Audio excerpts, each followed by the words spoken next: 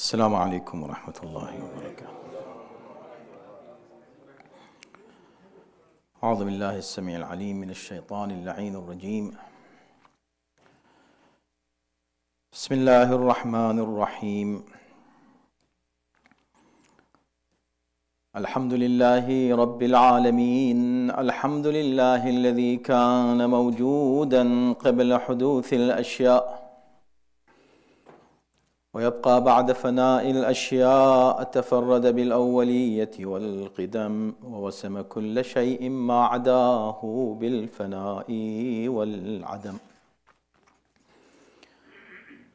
كما قال عز شأنه: كل شيء هالك إلا وجهه وكل نفس ذائقة الموت، وقال: كل من عليها فان ويبقى وجه ربك ذو الجلال والإكرام.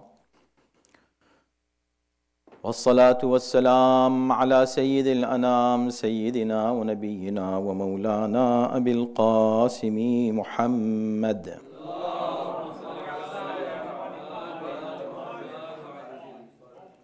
وآله الطيبين الطاهرين المعصومين، واللعنة الدائمة على أعدائهم أجمعين من الآن إلى يوم الدين.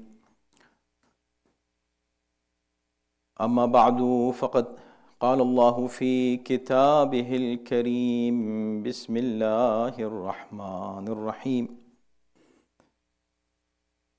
ولا يؤوده حفظهما وهو العلي العظيم. صلوات.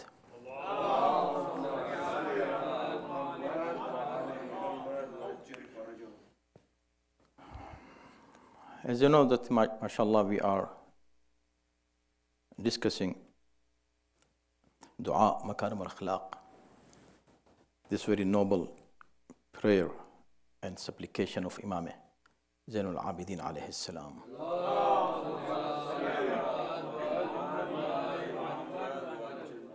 Sentence by sentence, we are moving forward. And every sentence is so rich and so comprehensive that really I feel, and many of you do the same, that talking on one sentence in one sermon does not give its right. We cannot make justice really by just quickly pass, but we have to do that. Why? Because this is a kind of opening a discussion on various topics that Imam has covered regarding Islamic ethical system, overall moral values in Islam. It's amazing dua. Today we are on this sentence. Last week we read this, that, oh Allah, give me my best risk, my best sustenance when I get old. We still can talk so much about it. And the responsibilities of the community and the family members of elderly people and the elderly people themselves. We can break it down into those subtitles and topics. But I think this is enough. And mashallah, I'm so happy to know that many people, follow us over the internet, this YouTube, and the youth especially, after the school when they come back, they hear this khutbah. This is very good. And many of you, mashallah, follow it step by step and go through it, and you do your own study and research. This is beautiful. May Allah subhanahu wa ta'ala increase our knowledge and tawfiqat, inshallah. So after that sentence about elderly people, old age, now he is saying, وَأَقْوَى قُوَّتِكَ إِذَا نَصِبْتُ. And oh Allah, give me the strongest strength when I get tired. when I am exhausted. See, this is human nature. When you work, whatever you do, there is a time limit for your work until you get tired. You cannot bear any burden more than your abilities in any field of your life. Not physical, not mental, not on other things. And this is why people get, exhausted physically, mentally, and many problems, start from there. Or they give up the work. Even if you want to do any good work, not just your regular jobs or business and other things, any work you have, any project you have, any task you are taking the responsibility of, you want to fulfill your responsibilities and duties towards any of your tasks, it's hard to finish your work on time. This happens. You plan to do 5 things tomorrow, and when tomorrow comes, you are able to do only 2 of them, and 3 are left without finishing. And this, causes so much burden and stress on yourself. So in this sentence, there are so many lessons that we learn. And I will go very fast through those, as many as I can. Number 1, وَأَقْوَى قُوَّتِكَ لِي إِذَا, when I get tired, I need, Ya Allah, your help. Of course, always I need your help, but أَقْوَى قُوَّتِكَ, the more I need help when I get tired. When, I need strength in the time of exhaustion. This means that as a human being, as Allah's makhlooq, as Allah's abd, as Allah's servants, we all the time need His help, no matter what. And especially, there are certain times that we cannot help ourselves. We need Allah's help. Anyway, we need Allah's help. That's why إِيَّاكَ نَعْبُدُ وَإِيَّاكَ نَسْتَعِينُ. So when you are tired, isti'anat to Allah, going back to Allah and understanding. First of all, you understand the difference between you and Allah. Khaliq and Makhluq. We get tired. When we work. A time will come that I cannot work anymore. It's too much for me. I need some rest. And Quran says, وَلَا يَؤُودُهُ حِفْظُهُمَا. Allah does not need any rest. And protection of this universe and creation of this universe and whatever Allah is all the time doing as a help for this creation and preservation of this creation, حِفْظُهُمَا وَلَا يَؤُودُهُ. It does not make him tired. Allah is Allah, right? But we get tired. This sentence that, oh Allah, give me strength when I'm tired. So first thing that we learn from this, what? That Allah is the one who never gets tired, and He gives power to people. He does not need power from anyone. Hayyul Qayyum. He is Hayy, means He is alive. You are also alive. You are also a living being, right? So you are Hayy. Anybody who is living is called in Arabic Hayy. So Allah is Hayy and you are Hayy. What is the difference? Difference is you are not Qayyum, He is Qayyum. Means your life depends on Allah's, power. But Allah's life does not depend on anyone. So He is Qayyum. So this is first thing. The second thing is resilience.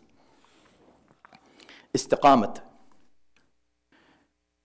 See, this line of supplication is actually teaching us resilience. If you get tired, don't give up. Many times people get, feel fatigue about things, and they get tired, and they give up their work. They say, I cannot do it. Keep your courage and put your tawakkul on Allah subhanahu wa ta'ala and be resilient in your work, any work. It may be your business. Keep doing. Failure should not discourage you. Keep working, keep doing, keep doing the hard work. So this is teaching us what? Oh Allah, when I get tired, give me some power. Which means getting tired is not an excuse that some lazy people make excuse. I cannot do it. It's too hard for me to do it. No, I cannot complete it. No. Try, do, keep working, keep doing, use your time in your work, whatever work is. Of course, it should be halal. So keep doing it in this dunya and even for akhirah. And for dunya, see, although Mawla Amirul Mu'minin alayhi salatu wasalam, if you see in Nahj al-Balagha how much he has condemned dunya, to go after dunya. Don't go after dunya, but do the work for dunya. اعمل لدنياك كأنك تعيش أبدا. Work for your dunya as you are going to stay here forever. So how much you will be motivated when you know that I'm going to stay forever? You're going to work so much, right? Do this. وَعْمَلْ لِآخِرَتِكَ كَأَنَّكَ تَمُوتُ غَدًا. But work for your akhirat as you are going to die tomorrow. This is the balance. Keep balance in your work and just go ahead. Keep working. Don't sit at home. As long as Allah has given you strength in your body, keep working no matter what your age is. There is no retirement age in Islam. You see our maraja, 90 years old, more than 90, 80 years old, they are working exactly as they were working when they were maybe in their 20s, maybe more, because at that time they were just studying. Now it's studying plus teaching plus taking care of the whole world and the issues of the community in the over the globe. So how much work? But they never said, no, I'm so tired, I cannot do anymore. Please don't do my taqleed, just leave me alone. I want to take some rest. No. This dunya is a place of struggle, striving. Keep working, striving, and jaddo, jihad is called, means struggle. Istiqamat, resilience. One more thing that we learn is tawakkul.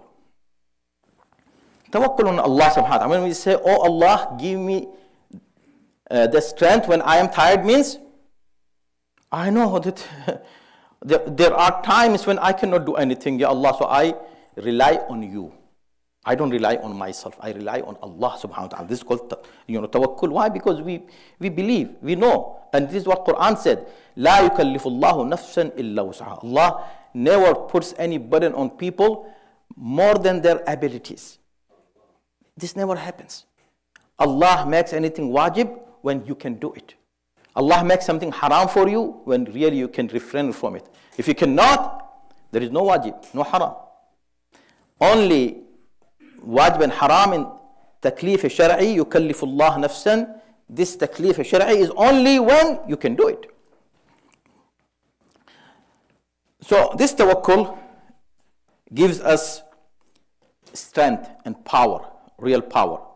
When we rely on Allah subhanahu wa ta'ala, this is actually for them who will get discouraged, who will give up, who does not have any help, who thinks the doors are closed, I cannot do anything, no solutions, no help, no power, I'm alone. When he feels alone, Here he gives up, and also here his stress starts, and stress goes to, turns into stress, and stress into depression, and all those things. Why? Because he thinks, no, nobody can help me now.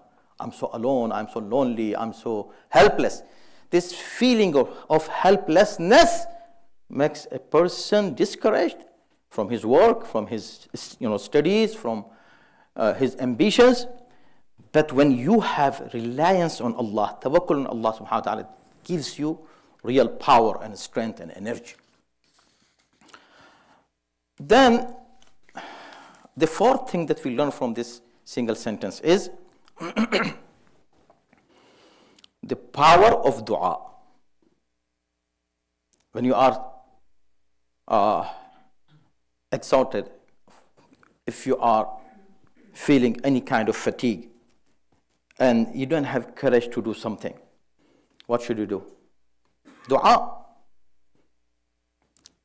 As I said, resilience and power of standing against challenges, this comes through the power of dua. You have a source where you can go. You can seek more energy. You can recharge yourself again with dua. Recharge. Yes, truly recharge. For any work, for anything.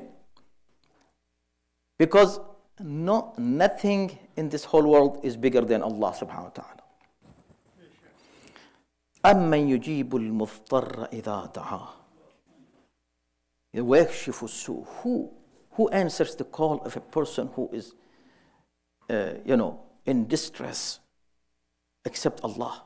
And He removes the problems. يَكْشِفُ السُّوءَ. He does that. So, keeping a connection to Allah, resilience, standing with power and strength,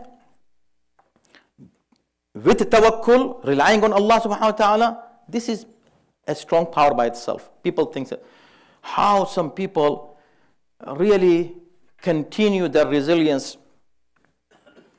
in front of so much problems and continuous, challenges. Just like today, you see.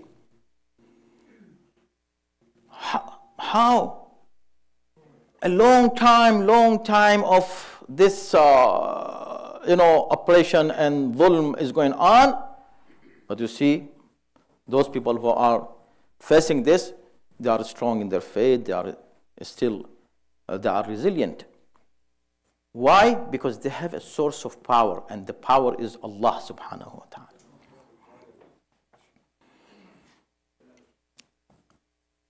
The fifth thing is, this sentence is giving us is what? Sense of purpose of our life. There are places, there are situations when you reach to that situation, you say, why I'm here? Why? Miss, my life has no value. And this kind of thing and this kind of thinking many times lead a person to, Allah forbid, suicide.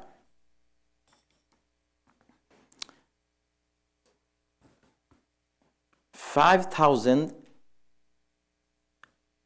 young people, ages 15 and 25, they commit suicide every year in this country, in US, a country, a land of opportunities. In a land of opportunities, this is happening. And this is only this age group. And this is an old, statistic. If you go to new studies, you might find more. But why is this happening? Because the people who reach to this level, they feel that they don't have any purpose of their life. This sense leads them to this point. But Imam is saying, when you reach to such a point, when you feel there is no help, you are so much tired, you are really just fed up, from things. stay and ask Allah subhanahu wa ta'ala to give you strength. And above all, we have the seerah of Ma'asumin alayhi salam, especially the followers of Ahlul Bayt. They can never go under stress ever. So their strength is in the seerat and the life of Ahlul Bayt alayhi salam. See, Rasulullah himself, he never gave up. See his struggle, his continuous hard work in spreading Islam, how challenges there were when he would do anything, but he proved that no, he is strong because he has connection with Allah subhanahu wa ta'ala. Then Mawla Amir al-Mu'mineen, see his life.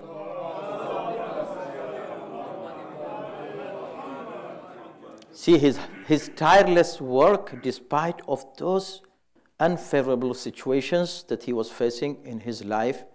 25 years of madlumiyah, kind of loneliness. Really, he was lonely, but he never gave up. So his life, Bibi Fatima salamullah alayha,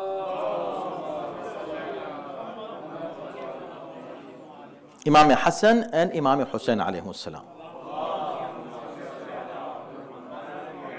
And then after them, all other A'imma alayhim salam and all the people who belong to this family of Ahlul Bayt and the people who followed them until today. They are the best example for us. One more thing we should understand. When Imam is saying that when you feel tired, when you feel exhausted, and when you feel any kind of fatigue, physically or mentally, and so what you do? Seek spiritual assistance. Spiritual assistance through dua.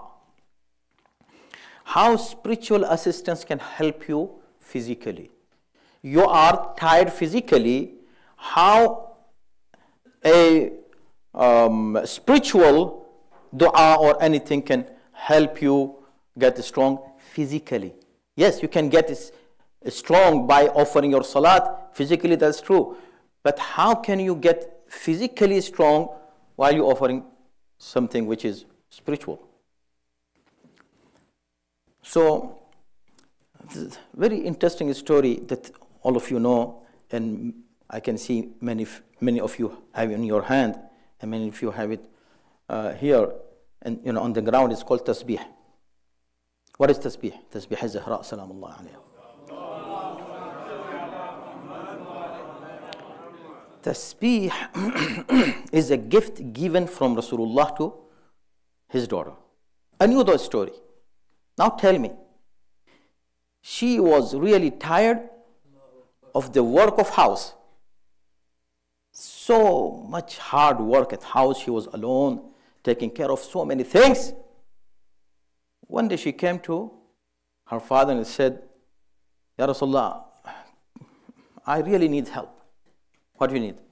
I need someone to help me in my home chores.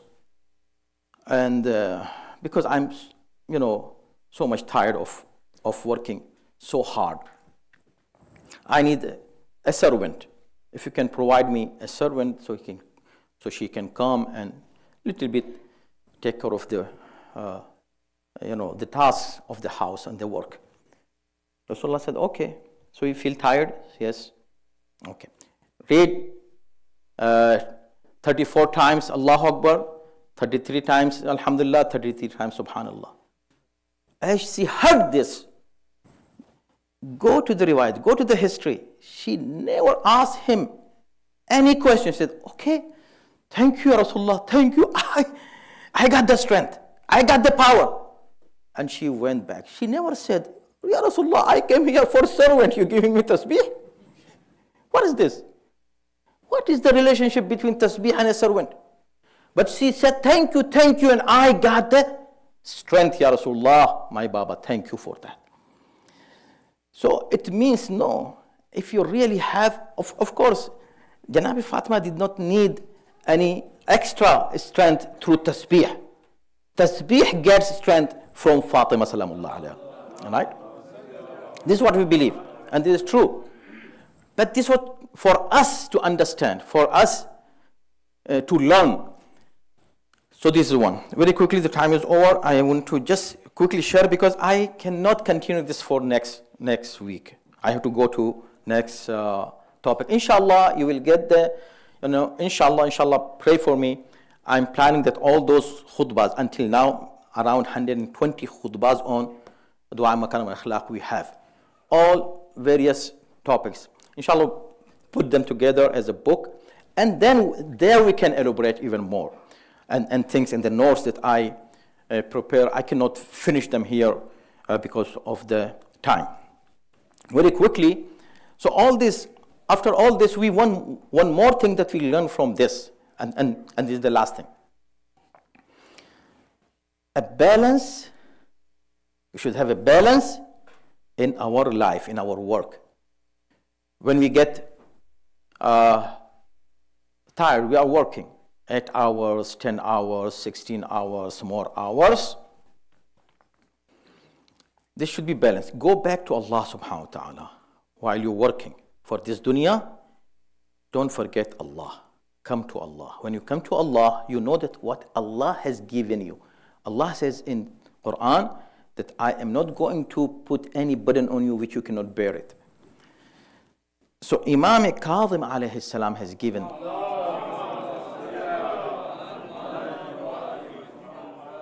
this beautiful hadith. Remember it. He says, اجتهدوا في أن يكون زمانكم 4 ساعات. Work hard, but remember that your time should be divided into 4 categories. ساعة لمناجاة الله. One part of your schedule in 24 hours, one part of it. How much? Whatever. One part should be for ibadat of Allah subhanahu wa ta'ala. Don't say I don't have time for ibadat. Here you will start feeling fatigue and exhaustion. Second what? وَسَاعَةٌ لِأَمْرِ الْمَعَاشِ. One part of it should be working for your dunya, for sustenance, for risk, job, business, all your expenses, your bills, of course you have to pay. Work for your ma'ash, work for your dunya, your worldly sustenance. وَسَاعَةٌ لِمُعَاشِرَةِ الْإِخْوَانِ. Allahu Akbar. And actually he's saying 1 hour. 4 hours, your schedule should be divided into 4 hours. 1 hour, second hour, third hour is what? مُعَاشِرَةِ الْإِخْوَانِ. Socialization with your brothers in faith. How much time you have to socialize with your brothers in faith? So I have so much time. All the time I do with them. No. Don't be disbalanced. Balance in these 4. So this is the third one. Socialize, but not, see, here, this is the only place when Imam goes and explains more. Why? Because somebody can say, okay, yes, I'm doing. I have my friends. I spend all my time with my friends. So he said, معاشرة الأخوان والثقات الذين يعرفونكم عيوبكم. Your friends who can tell you your shortcomings. ويخلصون لكم في الباطل. They can keep you on the track. They can keep you on right path. They can help you to stay on Sirat al-Mustaqim. Such friends, spend time with them. And this is what you're doing. MashaAllah, you come here. Socialization. This actually you are doing both hours. 1 hour of ibadat plus socialization. And this is the beauty of the centers that MashaAllah you attend. And fourth he says, وساعة تخلون فيها للذاتكم في غير محرم. And the fourth hour should be your time to enjoy, have fun in your life, just fun, but غير محرم. The fun should not have anything haram in it. Halal fun, spend some time with halal fun, halal activities. Then he says in the end, he says, وبهذه الساعة تقدرون على الثلاث الساعات. Through this fourth hour, which is fun time for you, enjoying your time with fun activities, this is going to give you strength to do all those 3 hours that will be for this. May Allah subhanahu wa ta'ala give us tawfiq and ability, inshaAllah, to follow the instructions of Ahlul Bayt alayhimu salatu wassalam, follow the life style of Ahlul Bayt alayhimu salam and their teachings. إن أحسن الحديث وأبلغ الموعظة كتاب الله. أعوذ بالله من الشيطان الرجيم. بسم الله الرحمن الرحيم. والعصر إن الإنسان لفي خسر إلا الذين آمنوا وعملوا الصالحات وتواصوا بالحق وتواصوا بالصبر.